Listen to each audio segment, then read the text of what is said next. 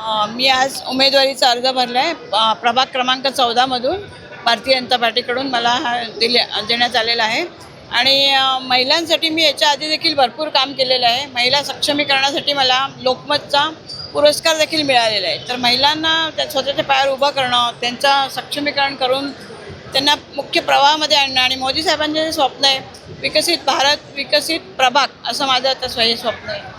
सगळ्यात पहिले मी निवडून आल्यानंतर सॅटीज या प्रकल्पाचा पाठपुरावा करणार आणि रस्ता मोकळा करून देणार नागरिकांना चालण्यासाठी.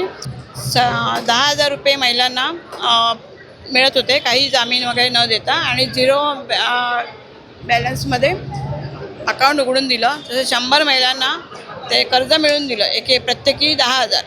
तसंच लाडकी बहीण योजनेचा देखील महिलांना फायदा मिळून दिला. 200-250 फॉर्म मी लाडकी बहीण योजनेमध्ये मिळून दिले. अशा प्रकारे सर्व प्रकारे महिलांना कसा फायदा होईल आपल्या विविध योजनांचा, राज्य सरकारच्या आणि केंद्रामध्ये सरकार भारतीय जनता पार्टीचं आहे, राज्यामध्ये पण आहे. तर आपल्या प्रभागामधील पण महिलांना त्याचा फायदा व्हावा या दृष्टीने मी प्रयत्न करेन.